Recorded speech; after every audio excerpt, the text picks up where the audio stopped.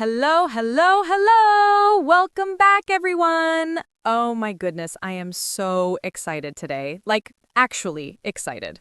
You say that every episode, Zuby. Because every episode, I mean it, Leo! Okay, hi everyone. I am Zuby. And I am Leo. Welcome, welcome. So glad you are here with us today. Leo, before we start, I have to ask. Did you eat breakfast today? I did. I had eggs and tea. Very calm morning. You? I had coffee and panic. So, normal Tuesday. Classic Zuby. But hey, we are here now, we are ready, and today's topic is actually really good. Really, really good. Okay, friends, shall we? Let's go. Oh, wait, before anything, friends, if this podcast is helping you, please hit that subscribe button. It really means the world to us. And if you like this episode, give it a like and share it with a friend, especially a friend who is learning English. Yes, share it. You might just change someone's confidence level today.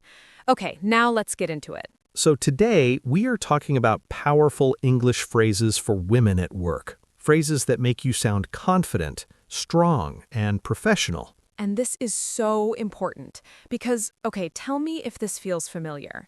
You have a great idea in a meeting, but when you say it, it comes out like, I don't know, maybe we could possibly try sort of this thing? Yes, that is the problem. You have the idea, but the words make you sound unsure, and then people do not take you seriously. Exactly. And it is not because you aren't smart, it's because nobody taught us these phrases. So, today, Leo and I are going to teach you 5 powerful phrases. 5 phrases that will completely change how people see you at work. Simple phrases, real examples, and by the end, you will know exactly what to say and how to say it. Let's go, boss women! Segment 4, Core Content. Phrase 1. I'd like to add something here. Okay, Leo, first phrase. You know that moment in a meeting when people are talking and you want to say something, but you don't know how to jump in?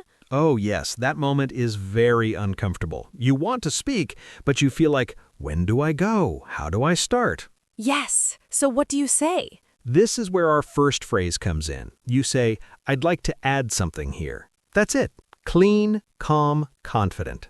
Ooh, I'd like to add something here. I like that.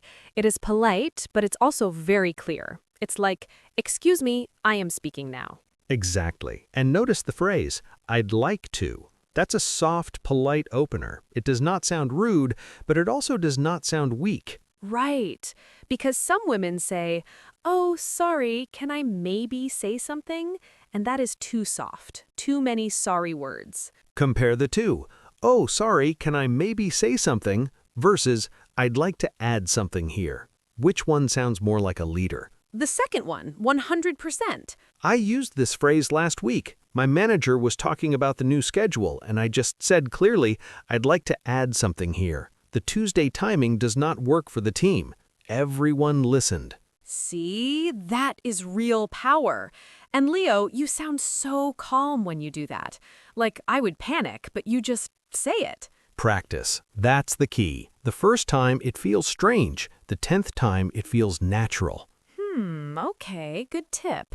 Now, I also use this phrase, but I found another version that works for me in fast conversations. I say, just to add to that, and then I go. Oh, that is also good. Just to add to that feels very natural, like you are part of the conversation, not interrupting it. Exactly. So, friends, you have 2 options. I'd like to add something here, or just to add to that. Both are confident, both are polite. The key word to remember here is add. When you say add, you are not fighting, you are contributing, and that is powerful. Contribute. Oh, I love that word. Okay, let's move to phrase 2. Leo, what about when someone says something and you disagree? Like your boss says something and you think, that is not right. What do you do? This is a very important situation. Many women stay quiet because they are afraid to disagree, especially with someone senior. Right, because disagreeing feels dangerous. Like, what if they get angry? What if they think I'm rude?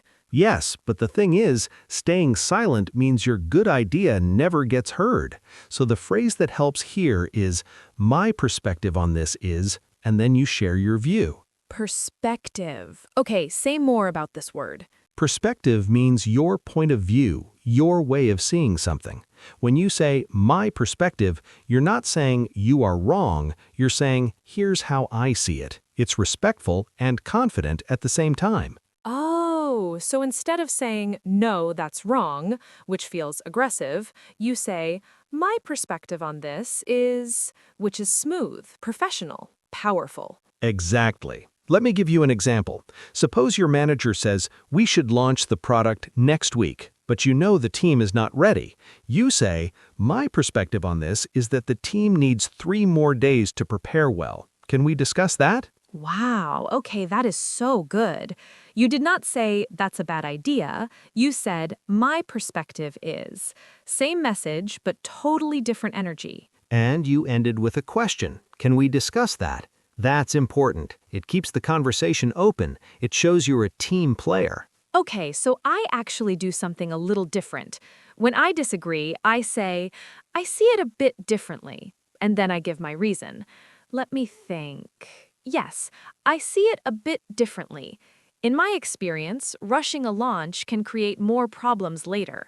Oh, good one. I see it a bit differently. That is also very professional. Both phrases work. Both protect the relationship and still let you speak your truth. Speak your truth. Yes. Okay, friends, so phrase 2. My perspective on this is, or Zuby's version, I see it a bit differently. Both wonderful. Okay, moving on to phrase 3.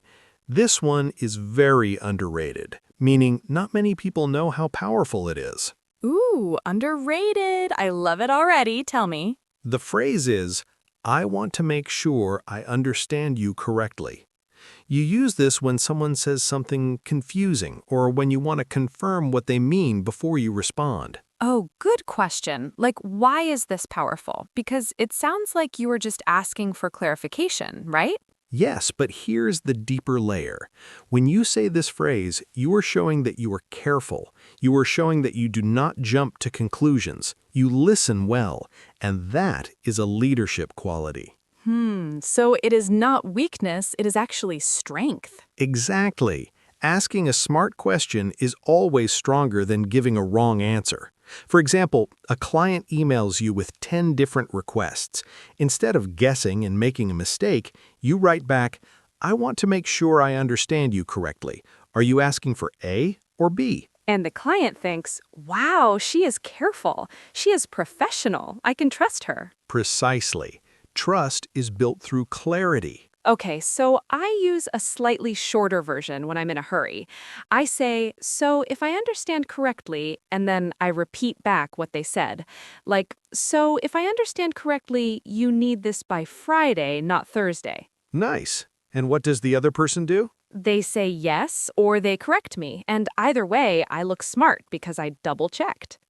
That is the beauty of it. You cannot lose. If you're right, great. If you were wrong, you just saved yourself from a big mistake. Love that. Clarity, that is the key word here. I want to make sure I understand you correctly. Shows clarity. Okay, phrase 4. Segment 4, Core Content. Phrase 4. I've given this some thought, and I recommend... Leo, now this one I am very curious about. What do you say when someone asks for your opinion or advice at work and you want to sound like you actually know what you're talking about? Let me think. This is a very common need. Many women, when asked for their opinion, they start with, I mean, I'm not sure, but maybe, and already, before they even say the idea, the confidence is gone. Yes, the idea might be brilliant, but it sounds weak from the first word. So, the phrase to replace that is, I've given this some thought, and I recommend... When you say, I've given this some thought, you are telling people, I did not just make this up, I thought about it, I worked on it. Ooh, so that small phrase does a lot of heavy work before you even share the idea. Exactly. It builds credibility in one sentence.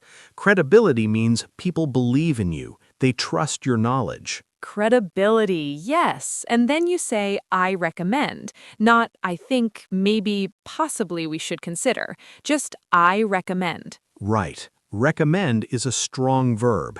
It means I am proposing something with confidence. Okay, give me a full example. Sure. Your manager says, "What do you think we should do about the low sales this month?" You say, "I've given this some thought, and I recommend we focus on retaining our current customers rather than chasing new ones. It's cheaper and faster." Wow, okay, that sounds like a CEO. Seriously, I would listen to that person immediately. That is the goal. And now here's a surprise. Zuby, do you use a different version of this? Actually, yes. I say, based on what I've seen, and then my suggestion. Like, based on what I've seen, the issue is in the process, not the people. I suggest we fix the process first. Oh, that is very strong. Based on what I've seen shows you have experience. You are not just guessing, you are speaking from observation. Okay, wait. I am surprised by you, Leo. I thought you would say something more formal, but I've given this some thought is actually very natural. I did not expect that from calm, serious Leo. I'm full of surprises. All right, one more phrase, phrase 5. And this one is, I think, the most important. Segment 4, core content, phrase 5.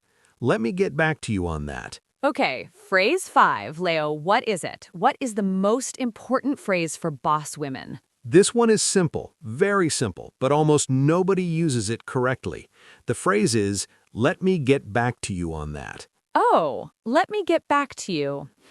That sounds very easy. Why is it powerful? Because we have a habit, especially women, of answering immediately. Even when we don't know the answer, we feel pressured to respond right away or we feel stupid. Oh, yes, that is so true.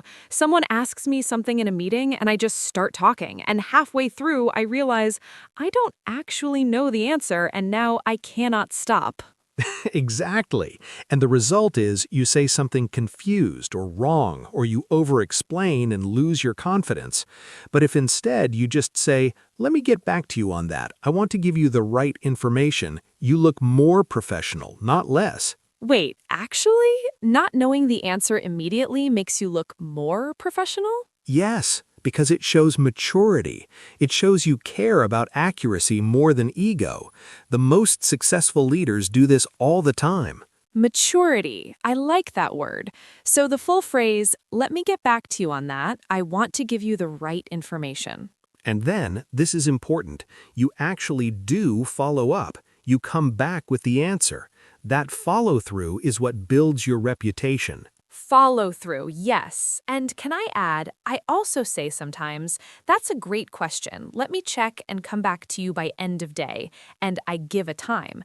That's even more professional. Excellent. Giving a time, like by end of day or by tomorrow morning, shows you are organized. You respect the other person's time. And you actually look confident, not confused. Even though inside you're like, help, I need to Google this immediately. The magic of professionalism. Segment 5, practical templates. Okay, friends, now let's give you some ready-to-use templates, like copy and say. Super simple. Template 1, for joining a conversation. I'd like to add something here. In my experience, your point. That's it. Clean and confident. And here's my template for disagreeing politely. My perspective on this is a bit different. I think your idea because your reason. Easy to copy, easy to remember. And one more, for giving a recommendation. I've given this some thought, and I recommend your suggestion. Here's why. One reason. Perfect. 3 templates, write them down, screenshot them. These are your weapons for the week. Segment 6, situation-based tips. Now let's talk about real situations, because the same phrase can sound different depending on where you use it. Right. Situation 1, if you're in a team meeting and someone talks over you, you can say, I'd like to finish my point, and then I'd love to hear yours. Firm, polite, powerful. Situation 2, if your boss gives you a big task and you need more information, say, I want to make sure I understand you correctly. Can you help me clarify the main priority here? Ooh, love that. Situation 3, if a client asks you something you don't know in a call, say, "That's an important question. Let me get back to you on that with the exact information by tomorrow." Professional and responsible. 3 situations, 3 different phrases, same confidence level throughout. Okay, I want to take a moment here because I know some of you are thinking, "This sounds great, but I'm too nervous. I'll forget the words. People will judge me." I hear that, and I want to say this fear is normal. But here's the reframe. The nervousness you feel before speaking up, that's not weakness, that's energy. It means you care about doing well. Yes, and the first time you use one of these phrases and it works, oh, that feeling, that's confidence being born. These phrases are not about being someone else. They're about helping the real you, the smart, capable you, finally come through in your words. Beautifully said, Leo. The real you is already there. These phrases just open the door. Leo, we have a bonus phrase. I know we said 5, but I cannot not share this one. Of course. What is it? Okay, this one is for when someone gives you feedback and you do not fully agree with it. Instead of just saying, okay, and walking away unhappy or getting defensive, you say, "I appreciate your input, and here is what I think." Oh, that is elegant. I appreciate your input. You are not dismissing them. You are acknowledging them. But then, here is what I think. You are still standing in your truth. Elegant, yes, that is the perfect word for it. It is smooth, diplomatic. This is especially useful in performance reviews or when a senior person gives you criticism. You listen, you respect, but you also have a voice. Exactly. Like, "I appreciate your input, and here is what I think. The results I delivered actually came despite having half the team. I'd love to discuss what support I need to go further next quarter." Wow, Zuby, that was very good. I am actually a little surprised. That was very composed. See, I practice what we preach. Okay, so the key word in this phrase is appreciate. Appreciate means I value what you said. I am not angry, I heard you, but I also have thoughts. And when you lead with appreciation, the other person stays open. They do not get defensive. And suddenly you're having a real conversation, not a fight. A real conversation, not a fight. Write that down, friends. Before we wrap the content section, I want to talk about 2 words that quietly steal your power every single day. Oh, yes. Leo is going to get serious now. I can feel it. Oh boy. These 2 words are sorry and just, as in, sorry, can I ask a question? Or I just wanted to check. Oh, yes, I do this. I say just all the time. I just wanted to follow up. I just had a small idea. Why do I do this? It is a habit many women develop. We were taught to make ourselves small so we don't seem too aggressive. But at work, it makes us sound uncertain. So, what do we replace them with? Simple swap. Instead of, sorry, can I ask a question, say, I have a question. Instead of, I just wanted to follow up, say, I am following up on. No sorry, no just. Straight to the point. It feels a little scary at first because we worry we will sound rude without those soft words. I know, but try it for 1 week. Remove sorry from things that do not need an apology. Remove just when you are diminishing your own idea. Notice how people respond differently. Diminishing, that's such a strong word. When I say just one small idea, I'm making my idea smaller before I even share it, and that's not fair to myself. Exactly. Your ideas deserve full-sized words. Your ideas deserve full-sized words. Ah, I love that, Leo. Everyone, screenshot that sentence. Seriously. Okay, one last content piece before the recap. Leo, tell me about something you do physically when you speak that makes you sound more confident. Let me think. Yes, the pause. I pause before I answer, even for 2 or 3 seconds, and it completely changes how people receive what I say. Wait, really? Pausing makes you seem more confident? I always feel like if I pause, people will think I'm confused. That's the opposite of what actually happens. When you pause, you look calm. You look like you're thinking, not panicking. It signals, I am in control. I do not rush. Interesting. So the pause is a confidence signal, not a weakness signal. Correct. And pair it with a slower pace when you speak. Not slow like a robot, but steady, measured. When people speak fast, they sound nervous. When they speak steady, they sound like they know exactly what they're saying. Measured, I like that. And honestly, when I try this, when I slow down just a little, people actually lean in, like they're listening more carefully. Because you're giving them space to receive what you say. Fast talking floods the listener. Steady speaking invites them in. Invite them in. Okay. Pace, pause, power. 3 Ps of confident speaking, everyone. Leo is always making things into formulas. It's easier to remember. Okay, let's do the recap. Okay, friends, recap time. And I love this part because Leo and I talk about what we learned about each other. Go ahead, Zuby. What did you notice about me today? Okay, I learned that Leo actually uses very natural, warm language. I expected formal English professor energy, but I've given this some thought is so human. I love that about you. Thank you. And I learned, or I was reminded, that Zuby is actually very strategic. That example she gave about I appreciate your input in a performance review, that was not panic speaking. That was smart. Aw, Leo, okay, I'm blushing a little, but yes, I do think about these things. I just usually add 15 extra words and 3 apologies before I get to the good part. And that is actually the whole lesson, isn't it? The good part is already there. These phrases just help us get to the good part faster with less noise. Yes, so let's quickly run through what we covered today. We learned I'd like to add something here for joining conversations. My perspective on this is for disagreeing with confidence and respect. We learned I want to make sure I understand you correctly for showing careful listening and professionalism. I've given this some thought, and I recommend for giving confident suggestions. We learned let me get back to you on that for protecting your accuracy and your reputation.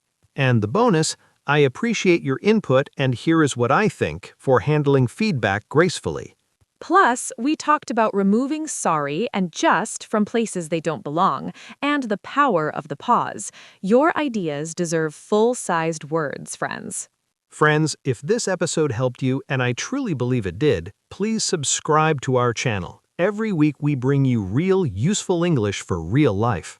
And hit that like button. It tells us, hey, this was good, make more of this. And it really helps more people find our episodes. Share this episode with a friend who's learning English, a colleague who's finding her voice, a daughter, a sister, a mother. Because confidence is contagious. When you share this, you're literally helping someone feel stronger. How good is that? And we have a comment challenge for you today.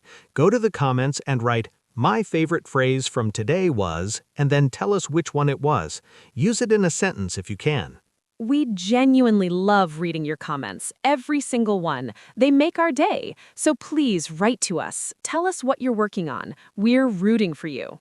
And remember, confidence doesn't come from being perfect. It comes from being consistent. Keep practicing these phrases, even once a day. It adds up. Yes, keep going, keep practicing, and keep showing up for yourself. You're doing better than you think. We'll see you in the next episode. Take care of yourself. Bye, everyone. Stay amazing, stay confident, and stay Zuby. Goodbye, until next time.